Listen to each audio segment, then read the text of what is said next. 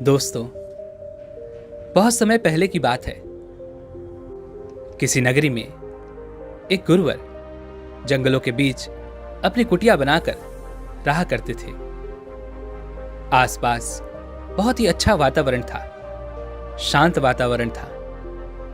वहां जो कोई भी जाता था वह अपना दुख भूल जाता था। उस वातावरण की शांति में मन को एक असीम शांति प्राप्त होती थी, जिससे जो भी कोई वहां अपने दुख लेकर जाता वह उसे भूल जाया करता। एक दिन वह गुरुवर अपने कुछ शिष्यों को उपदेश दे रहे थे। वह कह रहे थे, हमें अत्यधिक कम बोलना चाहिए।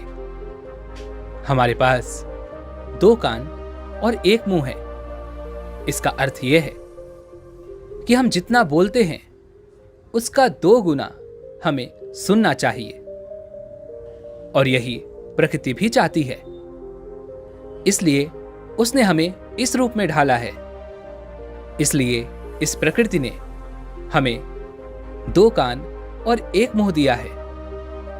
तुमने देखा होगा कि इस प्रकृति में जिस भी पदार्थ की संख्या अत्यधिक है, उस पदार्थ की कीमत उतनी ही कम है, और जो पदार्थ बहुत कम है उसकी कीमत उतनी ही ज्यादा है। और यही नियम हमारी जीवा पर भी लागू होता है। हम जितना कम बोलेंगे, लोग हमारी बातों को उतना ही गहराई से समझेंगे, हमें उतनी ही गंभीरता से लेंगे। वह हमारी बात सुनेंगे, समझेंगे और हमारी इज्जत भी करेंगे। उन गुरु की यह बात सुनकर उन सभी शिष्यों में से एक शिष्य खड़ा हुआ और उसने उन गुरु से कहा, हे गुरुवर, आपकी बातों को बीच में काटने के लिए क्षमा चाहता हूं, लेकिन मेरा एक प्रश्न है, क्या मैं आपसे पूछ सकता हूं? इस पर वह गुरुवर कहते हैं, अवश्य पूछो, तुम क्या पूछना चाहते हो? तभी वह शिष्य कहता है, हे गुरुवर, यदि हम कम बोलेंगे तो हमारी बात सामने वाला किस तरह से समझ पाएगा? इस पर वह गुरुवर कहते हैं, तुम क्या कहना चाहते हो?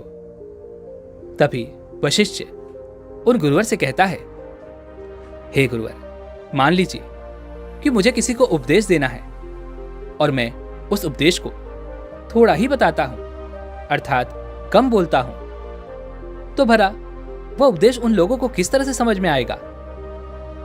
और यदि मैंने उनसे कम शब्द कहे, कम बातें कही और उन लोगों को वह बात समझ नहीं आई, तो वो लोग मुझे गलत समझेंगे।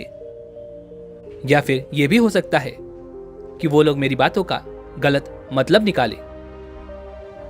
और हमने अक्सर अपने आसपास ये भी देखा है कि जब भी कोई झगड़ा करता है, मारपीट करता है, ऐसे समय पर जो व्यक्ति शांत रहता है, कम बोलता है, लोग उसे डरपोक समझते हैं, उसे मारते पीटते हैं, उसे डरपोक समझकर उसका उपहास करते हैं, अपशब्द कहते हैं। लेकिन वह कम बोलने वाला व्यक्ति उनसे कुछ नहीं कह पाता। इसीलिए हे गुरुवर, तो ऐसे समय पर भी क्या हमारा कम बोलना उचित होगा? तभी वह गुरुवर मुस्कुराने लगे और अपने उस शिष्य से कहते हैं, मैं तुम्हें एक कहानी सुनाता हूं। इस कहानी के जरिए तुम्हें तुम्हारे सभी सवालों के जवाब तुम्हें मिल जाएंगे। इस कहानी को बड़े ही ध्यानपूर्वक सुनना और इसे समझने का प्रयास करना। बहुत समय पहले की बात है।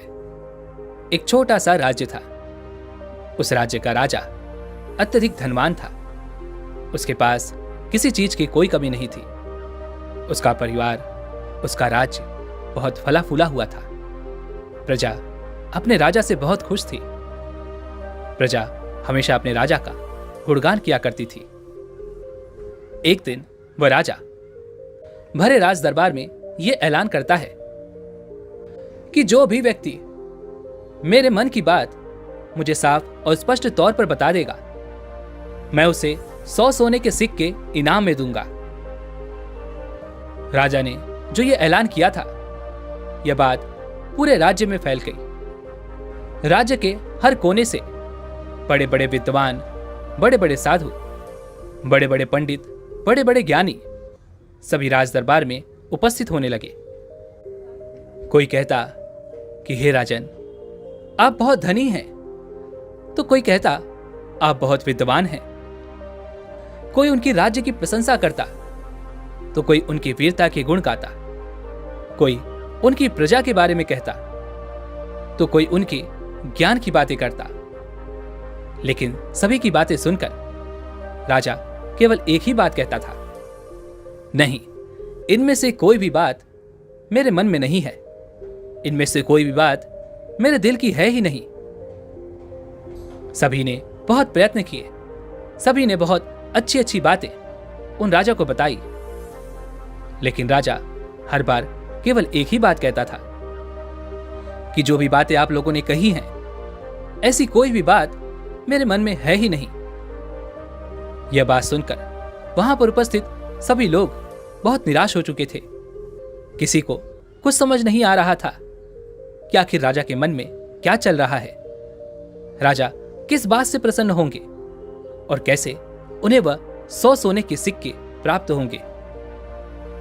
जहां एक तरफ राज दरबार में बड़े बड़े विद्वान, पंडित, साधु उपस्थित थे, वहीं दूसरी तरफ उसी नगर में एक गरीब ब्राह्मण भी रहता था। एक दिन उसकी पत्नी उस ब्राह्मण से कहती है, आप यहां बैठे बैठे क्या कर रहे हो? राज दरबार में जाओ। राजा ने ऐलान किया है कि जो भी उनके मन की बात उन्हें बताएगा, उन्हें वह 100 सोने के सिक्के इनाम में देंगे।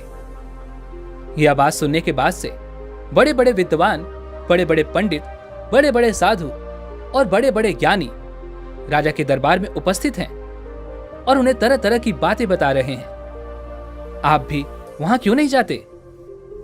आप भी वहां जाओ, राजा को उनके मन की बात बताओ, ताकि राजा प्रसन्न हो सके और आपको इनाम में 100 सोने के सिक्के दे। अपनी पत्नी की यह बात सुनकर वह ब्राह्मण कहता है, तुम मूर्ख हो क्या? वे लोग राजा के बड़े खास लोग हैं, वो बड़े विद्वान हैं, पंडित हैं, ज्ञानी हैं। उनके सामने भला मैं क्या हूं? वो काम बड़े बड़े पंडितों का है, बड़े बड़े साधुओं का है। जिसने भी इस दुनिया का बहुत सारा ज्ञान अर्जित किया होगा, ये उसी के बस की बात है, मेरे बस की नहीं। मैं भला राजा के मन की बात किस तरह समझ सकता हूं? हम गरीब हैं और हमें उस राज दरबार में जाने के लिए भी अनुमति चाहिए, और ऐसे में तुम मुझे उस राज दरबार में भेजना चाहती हो। यदि मैंने उनके मन की बात कह भी दी, तो वो भला हमें 100 सोने के मोहरे क्यों देंगे? अपने पति की यह बात सुनकर उसकी पत्नी कहती है, ओहो, मुझे कुछ नहीं पता। आप उस राज दरबार में जाइए और जैसा मैं कहती हूं बिल्कुल वैसा कीजिए।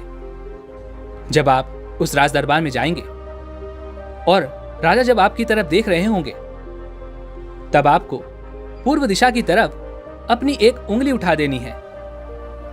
और मुझे पता है कि राजा बहुत समझदार है, वो आपकी बात जरूर समझ जाएगा और आपको 100 सोने के सिक्के इनाम में देगा।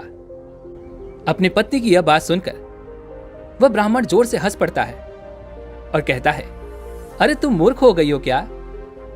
तुम्हें क्या लगता है कि पूर्व दिशा में मेरी एक उंगली उठाने से राजा मुझे 100 सोने के सिक्के दे देगा और वहां पर जो बड़े बड़े विद्वान, पंडित, साधु और ज्ञानी बैठे हुए हैं, वो लोग चुपचाप केवल नजारा देखते रहेंगे? क्या वह कुछ नहीं कहेंगे? इस पर उस ब्राह्मण की पत्नी कहती है, मैंने आपसे जितना कहा है आप बस उतना कीजिए और आप देखेंगे कि राजा आपको ही 100 सोने के सिक्के इनाम में देंगे। ब्राह्मण की पत्नी जैसे तैसे अपने पति को मना लेती है। अगले ही दिन वह ब्राह्मण राज दरबार में पहुंचता है। वह ब्राह्मण बहुत ही डरा सहमा हुआ था। इतने लोगों की भीड़ को देखकर वह बहुत डर रहा था, लेकिन वह अपनी पत्नी की बात मानकर उस राज दरबार में उपस्थित रहा, खड़ा रहा। जैसे ही राजा की नजर उस ब्राह्मण पर पड़ी, वह ब्राह्मण अपनी पत्नी की बात मानते हुए एक उंगली पूर्व दिशा की तरफ उठा देता है।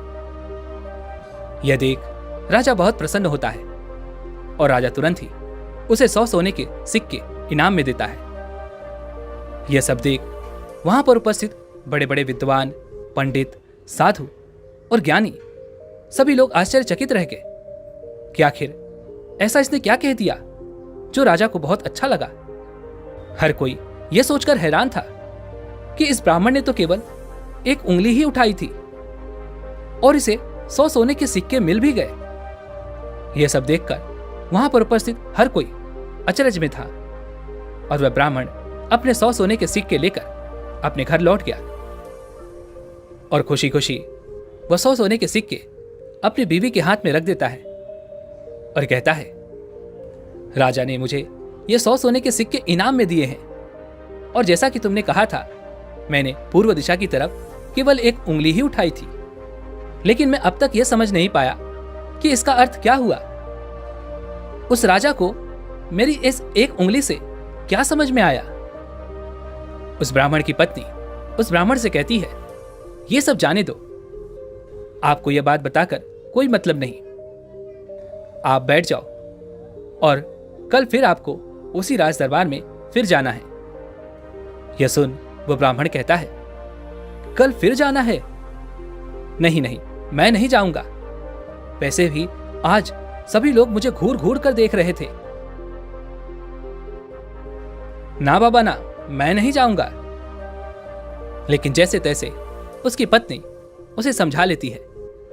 अगले दिन वह ब्राह्मण एक बार फिर तैयार होता है और अपनी पत्नी से पूछता है, अच्छा बताओ, आज मुझे क्या करना है? तभी उस ब्राह्मण की पत्नी कहती है, आज आपको पश्चिम दिशा की तरफ अपनी एक उंगली उठानी है। वह अपनी पत्नी की बात मानकर फिर से एक बार राज दरबार पहुंच जाता है। जैसे ही राजा की नजर उस पर पहुंचती है, वह ब्राह्मण अपनी एक उंगली पश्चिम दिशा की ओर उठा देता है। यह देख राजा एक बार फिर प्रसन्न हो जाता है और राजा उन्हें 100 सोने के सिक्के फिर से इनाम में देता है। यह सब देखकर वहां पर उपस्थित हर कोई बड़ा हैरान था। हर कोई अचरज में था कि आखिर यह सब हो क्या रहा है।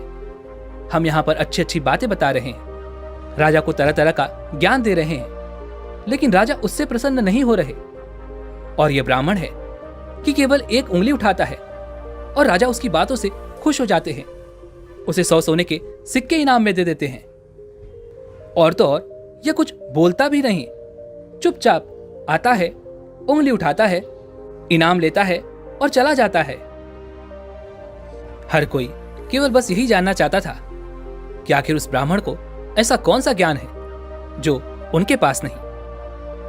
अगले दिन फिर से वो ब्राह्मण राज दरबार में आता है और अब की बार वह अपनी उंगली उत्तर दिशा की तरफ उठाता है और अब की बार भी राजा प्रसन्न होकर उसे 100 सोने के सिक्के इनाम में देते हैं। यह सब देख देख कर वहां पर उपस्थित हर बड़ा से बड़ा विद्वान थक चुका था। उन्हें कुछ भी समझ नहीं आ रहा था कि आखिर एक उंगली उठाने से राजा किस तरह से प्रसन्न हो जा रहे हैं। यह बात देखकर हर किसी ने यह तय किया कि अब यदि उंगली उठाने से ही उन्हें इनाम मिल सकता है तो वो राजा के सामने बड़ी बड़ी बातें क्यों करे, बड़ा बड़ा ज्ञान राजा को क्यों बताएं। उससे अच्छा है कि वो सब मिलकर एक ही दिशा की तरफ उंगली उठाएंगे। सभी ने मिलकर यह तय कर लिया था।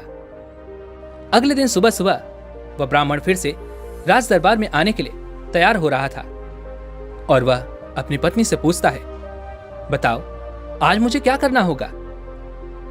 इस पर उसकी पत्नी कहती है, आज आपको कुछ नहीं करना, आज आप घर पर ही बैठे। उस दिन सभी ब्राह्मण, सभी विद्वान, सभी साधु संत वहां पर उपस्थित थे। राजा के आते ही सब खड़े हुए। जैसे ही राजा की नजर उनसे मिली, सभी ने दक्षिण दिशा की तरफ अपनी उंगली उठा दी। यह देखकर राजा को बड़ा क्रोध आया। राजा ने गुस्से में सभी पंडितों को, सभी विद्वानों को कारावास में डलवा दिया।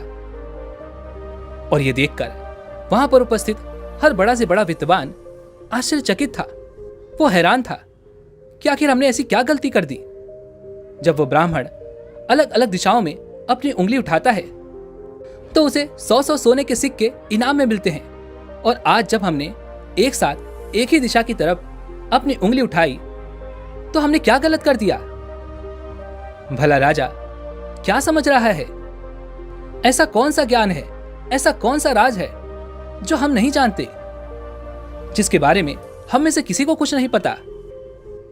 ये उंगली करने वाला कौन सा नया ज्ञान है जो हमने आज तक नहीं सीखा, जिसके बारे में हम में से किसी को आज तक कुछ नहीं पता? जब उन विद्वानों की पत्नियों को यह पता चला कि राजा ने उन्हें कारावास में डाल दिया है, तब उनकी पत्नियां राजा के पास विनती करने आई कि वे उन्हें छोड़ दें, उनसे गलती हो गई। लेकिन राजा ने किसी की एक न सुनी, और जब उन सभी को यह लगने लगा कि राजा उनके पतियों को नहीं छोड़ने वाले, तो वे सभी उसी ब्राह्मण के पास पहुंचे और वहां जाकर वो उनसे विनती करने लगे कि वे उनके पतियों की मदद करें, उन्हें कारावास से बाहर निकालें। राजा ने उन्हें कारावास में डाल दिया है और हमने उनसे कई बार विनती की, आग्रह किया कि वो उन्हें छोड़ दें, उनसे गलती हो गई, लेकिन राजा ने एक न सुनी। इसलिए हम सभी आपके पास आए हैं, कृपया हमारी मदद करें। उस ब्राह्मण और उसकी पत्नी ने सारी बातें ध्यानपूर्वक सुनी। उसके बाद उस गरीब ब्राह्मण की पत्नी राज दरबार जाती है, और जैसे ही राज दरबार में राजा की नजर उस गरीब ब्राह्मण की पत्नी पर पड़ती है तो राजा अपनी 2 उंगलियां खड़ा करता है, और तभी वो ब्राह्मण की पत्नी अपने पैर पर ताली मारती है। यह देखकर राजा तुरंत ही अपने अधिकारियों को आदेश देता है कि जाओ, उन सभी को कारावास से बाहर निकालो। यह सब देखकर वहां पर जो उपस्थित पंडित थे, उनकी हैरानी का कोई ठिकाना नहीं रह गया था। उन्हें यह समझ ही नहीं आ रहा था कि आखिर यह कौन सी विद्या है, यह कौन सा ज्ञान है। कभी वो ब्राह्मण 1 उंगली खड़ी करता है, कभी राजा 2 उंगलियां खड़ी करता है, और कभी यह ब्राह्मण की पत्नी अपने टांगों पर ताली पीटती है। आखिर ये सब चल क्या रहा है? आखिर ये सब हो क्या रहा है? सभी मिलकर यह तय करते हैं कि इसका जवाब तो हमें वह गरीब ब्राह्मण ही देगा। इसलिए सभी मिलकर उस गरीब ब्राह्मण के घर पहुंचते हैं, और उन सभी पंडितों में से एक पंडित उन गरीब ब्राह्मण से कहता है, आप ही हमें बताइए, ये कौन सी विद्या है जो हम नहीं जानते? आपको भला राजा ने इतनी बार इनाम क्यों दिया? और जब हमने आपकी तरह एक दिशा में उंगली उठाई तो हमें कारावास में डाल दिया, और जब हमारी पत्नियां हमें छुड़ाने आई, उन्होंने राजा से विनती की, राजा से आग्रह किया कि वह हमें छोड़ दें, लेकिन राजा ने उनकी एक न सुनी। और जब आपकी पत्नी उसी राज दरबार में आती हैं तो उनके केवल एक आदेश पर, उनके केवल एक इशारे पर राजा हमें कारावास से छोड़ देता है। आखिर ये सब हो क्या रहा है? आखिर आपने ये सब कैसे किया? क्या आप हमें भी ये ज्ञान दे सकते हैं? क्या आप हमें भी ये विद्या सिखा सकते हैं? उन सभी की यह बात सुनकर वह ब्राह्मण उन सभी से कहता है, इसमें मैंने कुछ नहीं किया है, यह सब तो मेरी पत्नी का किया धरा है। यह सब ज्ञान तो उसने ही मुझे दिया है, और उसने जैसा मुझसे कहा मैं वैसा करता चला गया। तभी वह ब्राह्मण की पत्नी उन पंडितों से कहती है, मैंने पहले दिन अपने पति को कहा था कि वह पूरब दिशा की ओर अपनी एक उंगली उठाएं, और उन्होंने बिल्कुल वैसा ही किया, क्योंकि राजा का पूरा राज्य पूर्व दिशा में फैला हुआ है, और पूर्व दिशा में उनका यह राज्य अटल रहे, अचल रहे। कुछ यही बात राजा के मन में भी चल रही थी, जो राजा के दिल की बात थी। इसलिए राजा प्रसन्न हुआ, और राजा ने मेरे पति को 100 सोने के सिक्के दिए। दूसरे दिन जब मेरे पति आए तो मैंने उन्हें कहा कि तुम आज के दिन पश्चिम दिशा की तरफ अपनी एक उंगली उठाना, जिसका अर्थ यह था कि आपका राज्य सूरज के उगने से ढलने तक के बीच में आप ही का राज रहेगा। यह बात राजा समझ चुके थे, क्योंकि राजा बहुत ज्ञानी है। इसी कारण राजा ने फिर से प्रसन्न होकर मेरे पति को 100 सोने के सिक्के दिए। तीसरे दिन मैंने अपने पति को यह कहा था कि वह उत्तर दिशा की ओर अपनी उंगली उठाएं, और इन्होंने राज दरबार में बिल्कुल वैसा ही किया। उत्तर दिशा की तरफ उंगली उठाने का अर्थ यह था कि जिस प्रकार इस राज्य के जो पहले राजा थे उनका राज्य अटल था, ठीक उसी प्रकार आपका राज्य भी अटल रहेगा। और यह बात भी राजा के मन की ही थी, जिस कारण राजा ने प्रसन्न होकर उन्हें 100 सोने के सिक्के इनाम दिए। लेकिन चौथे दिन जब मेरे पति तैयार होकर राज दरबार के लिए निकल रहे थे, तब मैंने इन्हें मना कर दिया। मैंने इन्हें घर पर ही बिठा दिया, क्योंकि मैं जानती थी अब आगे हमें कोई भी सोने के सिक्के नहीं मिलने वाले। उनके मन की जो भी बातें थी वो हमने पहले ही कर दी थी। लेकिन उसी वक्त आप लोगों की मूर्खता के कारण आप सभी ने दक्षिण दिशा की तरफ उंगली उठा दी, और इधर तो राजा रावण का राज्य चला गया, उसे मार दिया गया था। इसलिए राजा ने इसे एक गलत निर्देश समझा, एक गलत संदेश माना, और आप सभी को कारावास में डाल दिया। तभी उन सभी पंडितों में से एक पंडित यह कहता है कि यह सब तो ठीक है, लेकिन आपने हमें बाहर कैसे निकाला, जबकि राजा ने तो हमें बाहर निकालने से मना कर दिया था। तभी वह ब्राह्मण की पत्नी कहती है, जब मैं अपने हाथों में चारा लेकर राज दरबार पहुंची तो राजा ने 2 उंगली खड़े कर दी, और मैं उनका संदेश समझ चुकी थी। इसलिए मैंने अपने हाथों से अपने पैरों पर ताली पीटी, जिसका अर्थ यह था कि ये तो केवल जानवरों की जैसे हैं, ये तो केवल खाने वाले हैं। राजा का अर्थ यह था कि जानवर तो 2 प्रकार के होते हैं, सींग वाले और बिना सींग वाले, और मेरे ताली पीटने का अर्थ यह था कि ये तो बिना सींग वाले हैं और इनसे आपको कोई नुकसान नहीं, यह तो केवल खाने वाले जानवरों में से हैं, ये आपको कभी भी नुकसान नहीं पहुंचा सकते। और इसी कारण राजा ने आप सभी को कारावास से बाहर निकाल दिया। इतना कहकर उन गुरु ने अपनी ये कहानी यहीं पर समाप्त कर दी, और आगे वो अपने शिष्यों को उपदेश देते हुए कहते हैं कि हम कम से कम शब्दों में भी किसी को बड़ा से बड़ा ज्ञान दे सकते हैं। इससे यह भी साबित होता है कि हम कम से कम शब्द बोलकर अपना ज्ञान किसी को भी समझा सकते हैं। लेकिन यहां पर एक बात और समझने वाली यह है कि जो ज्ञान अर्जित कर रहा है, जिसे हम यह ज्ञान दे रहे हैं, वह भी उस ज्ञान को समझने वाला होना चाहिए, ज्ञानी होना चाहिए। तभी तो ज्ञान देने का हमारा मकसद पूरा हो सकेगा। अन्यथा हम चाहे कितने भी शब्द बोल लें, उसे कितना भी समझा लें, उसे कितना भी ज्ञान क्यों ना दे दे, हमारा मकसद कभी पूरा नहीं हो पाएगा, क्योंकि वह हमारी बातें कभी समझ ही नहीं पाएगा। वह तो एक जानवर की तरह होगा, जिसे ज्ञान देकर हमारा कोई लाभ नहीं होगा। अज्ञानी को ज्ञान देकर हमें कोई लाभ नहीं। हाँ, यदि आप अज्ञानी को ज्ञान देना ही चाहते हैं तो इसका अर्थ यह नहीं कि आप ज्यादा शब्दों का उपयोग करें। आप बहुत कम शब्दों में भी उसे वह ज्ञान दे सकते हैं। आगे वह गुरुवर अपने सभी शिष्यों से कहते हैं कि हमें अपने जीवन में इन 5 परिस्थितियों में हमेशा चुप रहना चाहिए। जब भी कोई इन 5 परिस्थितियों के समय पर बहुत कम बोलता है या फिर बोलता ही नहीं है, तो ऐसे लोगों को इज्जत दी जाती है, उनका सम्मान किया जाता है, उन्हें एक अलग नजर से देखा जाता है। ऐसे लोगों को लोग ज्ञानी समझते हैं, क्योंकि उन्हें पता है कब और कहां बोलना है और कितना बोलना है। सबसे पहली बात बताते हुए वह गुरुवर कहते हैं कि जब कोई व्यक्ति तुम्हारी भावनाओं को, तुम्हारे शब्दों को नहीं समझ पा रहा, ऐसी परिस्थिति में इंसान का चुप रहना ही उचित है। क्योंकि हमें से अधिकांशतः लोग बेवजह ही अपने दुख, अपनी पीड़ाएं, अपनी तकलीफें लोगों के साथ साझा करने की आदत होती है। लेकिन वो यह नहीं जानते कि जिन्हें वो अपनी तकलीफें साझा कर रहे हैं, उन्हें आपकी तकलीफों से कोई मतलब नहीं। वह तो आपकी तकलीफों का फायदा उठाना चाहते हैं। वह तो आपकी तकलीफों को सुनकर मन ही मन खुश हो रहे हैं, क्योंकि उन्हें अब यह पता चल चुका है कि जितना खुश वो आपको समझते थे, जितना सुखी वो आपको समझते थे, आप अंदर से उतने सुखी हैं नहीं।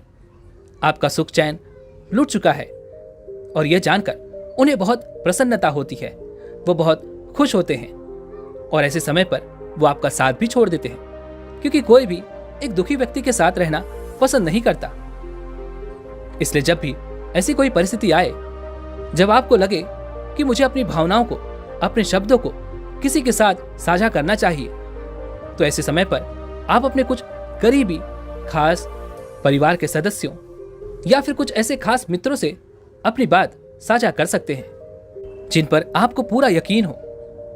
और अन्यथा यदि आप किसी और के साथ अपने मन की ये बातें साझा करेंगे तो वो लोग आपको बेवकूफी समझेंगे और ऐसे समय पर आप केवल मजाक के पात्र ही बनेंगे।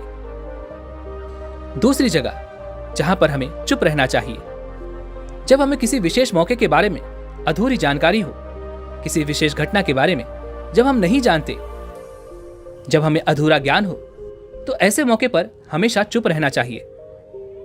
हमें से अधिकांश लोगों को यह शौक होता है कि वो अपने ज्ञान का प्रदर्शन करें, लेकिन अधिकांश लोगों को आपने देखा होगा कि उन्हें उस विषय के बारे में अधूरा ज्ञान होता है, जिस कारण वो हर समय लोगों के बीच मजाक का पात्र बनते हैं। लोग उनकी खिल्ली उड़ाते हैं, उनका मजाक बनाते हैं और ऐसे व्यक्तियों को लोग कभी गंभीरता से नहीं सुनते, उन्हें कभी गंभीरता से नहीं लेते।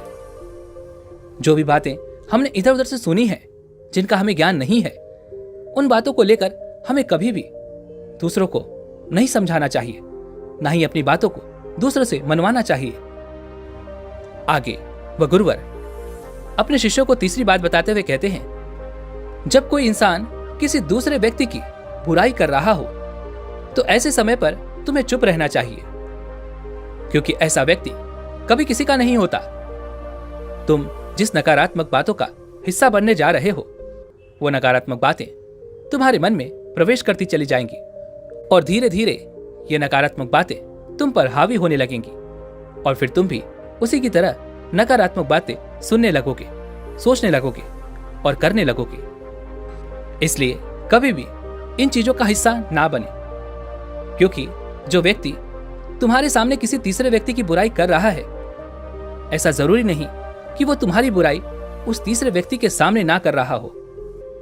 ऐसे व्यक्ति कभी किसी के नहीं होते, वह पीठ पीछे एक दूसरे की बुराई करते ही रहते हैं। इसलिए जब भी कोई व्यक्ति तुम्हारे सामने किसी तीसरे व्यक्ति की बुराई कर रहा हो तो तुम्हें उसकी बातें केवल ध्यानपूर्वक सुननी है, लेकिन उस पर कोई भी प्रतिक्रिया नहीं देनी।